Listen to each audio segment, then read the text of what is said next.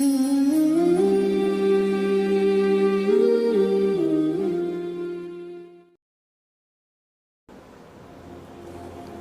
کے علاوہ میں حدیث آپ کو سنا رہا ہوں.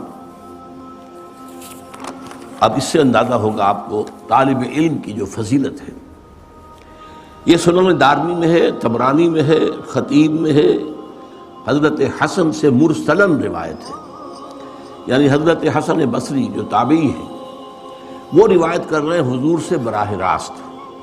ظاہر بات ہے بیچ میں کوئی صحابی ہوں گے جن سے انہوں نے سنا ہے، لیکن یہ کہ وہ صحابی کا ذکر کیے بغیر جب کوئی تابعی جو ہے حضور سے روایت کرتا ہے تو اسے مرسل حدیث کہتے ہیں. بڑی پیاری حدیث ہے. من جاءہ الموت، کان کھول کر سنیں، کان کھول کر سنیں. من جاءہ الموت وہو یطلب العلم، ایک شخص کو موت آ گئی جبکہ وہ ابھی علم حاصل کر رہا تھا.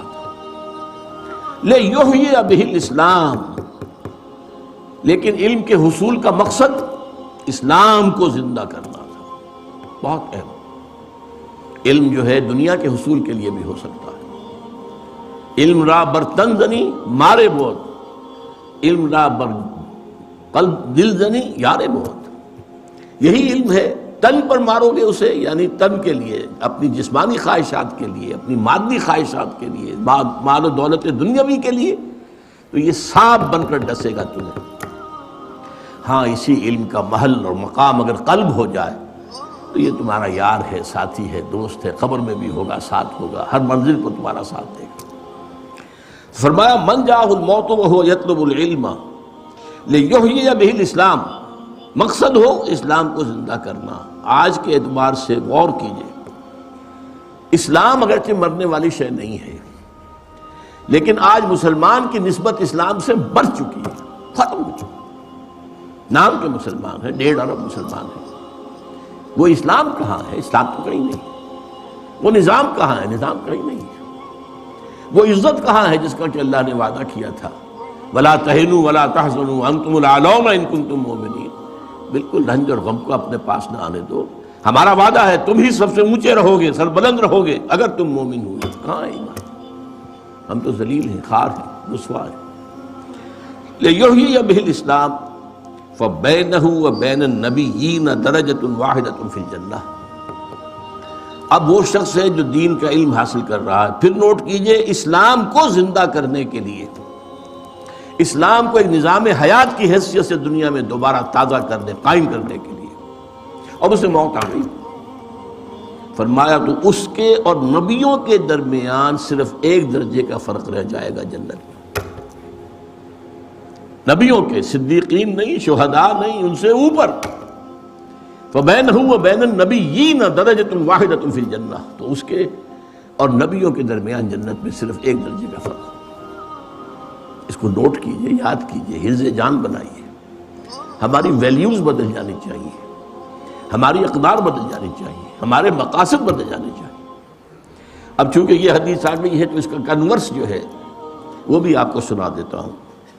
یہ جامع ترمذی میں حضرت کعب بن مالک سے رضی اللہ تعالی عنہ، من طلب العلم لیجاری بہ العلماء ولیماری بہ السفہاء اور یصرف بہ وجوہ الناس الیہ ادخلہ اللہ نار.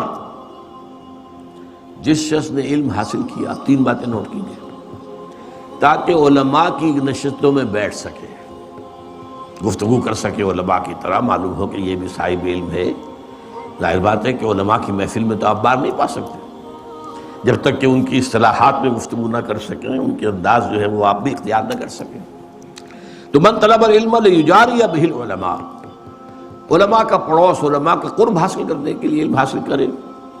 ولیماری بہ السفہاء، یا جو نادان ہیں، ناسمجھ ہیں، بے علم ہیں، ان پر روب گانٹنے کے لیے، اپنے علم کے دھونس جمانے کے لیے. اور یصرف بہ وجوہ الناس الیہ، یا یہ کہ لوگوں کی توجہات کو اپنی طرف منعطف کرنے کے لیے، میرے گرویدہ ہو جائیں، میرے معتقد ہو جائیں، میری تعریف بیان کرتے رہیں. اگر ان تینوں میں سے کوئی بھی ایک مقصد ہے علم کے حصول کا، ادخلہ اللہ النار، اللہ اسے جہنم میں داخل کر کے دے. یہ 3 حدیثیں میں نے آپ کو سنائی ہیں. مجرد علم کی اہمیت، اب میں دو حدیثیں آپ کو سنا رہا ہوں جس میں ایک تقابل کیا گیا ہے۔ ہمارے ہاں عام جو مذہبی ذہن ہوتا ہے لوگوں کا، وہ کیا ہے، نیکی کا جذبہ بڑھا تو نوافل اور ادا کرنے شروع کر دیے، نوافل پر نوافل ہو رہے ہیں۔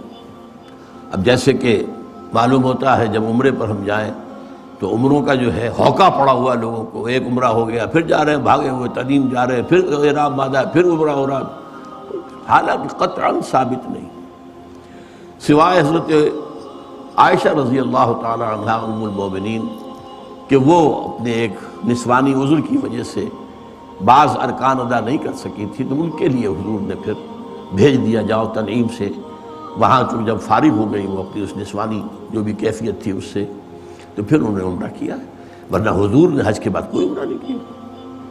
بلکہ میں تو حیران ہوتا ہوں کہ حضور نے فتح مکہ کے بعد شاید ہی کوئی عمرہ کیا، حالانکہ اب تو آپ بادشاہ تھے۔ کہاں وہ معاملہ تھا سن 6 میں عمرہ کرنے کے لیے گئے تھے اور احرام کھول دینا پڑا تھا اور واپس آنا پڑا تھا، پھر سن 7 میں عمرہ ہوا، اس کے بعد سن 8 میں مکہ فتح کر لیا، کوئی عمرہ ثابت نہیں۔ سن 9 میں آپ بادشاہ ہیں عرب کے، کوئی عمرہ نہیں۔ سن 10 میں آپ نے کیا۔ اس اعتبار سے ہماری ویلیوز بدل گئی ہیں، نیکی کا جذبہ پیدا ہوا بس یہ کر دو۔ بچوں کو نازلہ قرآن پڑھانے کے لیے کوئی مدرسہ کھول دو، قاری صاحب کو لا کے بٹھا دو پڑھانے، نیکی کا جذبہ ہے، نیکی کا کام۔ تو عبادات کا خاص طور پر جو ہے عبادات کے اندر اضافہ اضافہ اضافہ، یہ ہے ہمارا عام تصور نیکی۔ اس کے برعکس حدیث کیا فرما رہی ہے؟ یہ ترمذی کی روایت ہے حضرت امامہ باہلی سے رضی اللہ تعالی عنہ، فضل العالم علی العابد کفضلی علی ادناکم،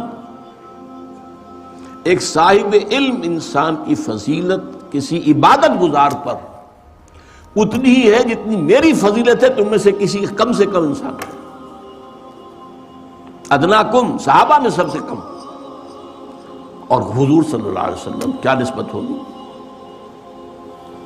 فضل العالم علی العابد کفضلی علی ادناکم وَإِنَّ اللَّهَ وَمَلَائِكَتَهُ وَأَهْلُ السَّمَاوَاتِ وَالْأَرْضِ، اور یقیناً اللہ بھی اور اس کے فرشتے بھی اور آسمانوں والے بھی اور زمین والے بھی، حتی النملۃ فی جوہرہا، یہاں تک کہ چیونٹی جو اپنے بل میں ہے، وحتی الحوت، یہاں تک کہ مچھلی، لَيُصَلُّونَ عَلَى مُعَلِّمِ النَّاسِ الْخَيْرِ، وہ درود بھیجتے رہتے ہیں، دعائیں کرتے رہتے ہیں اس شخص کے حق میں جو لوگوں کو خیر کی تعلیم دے۔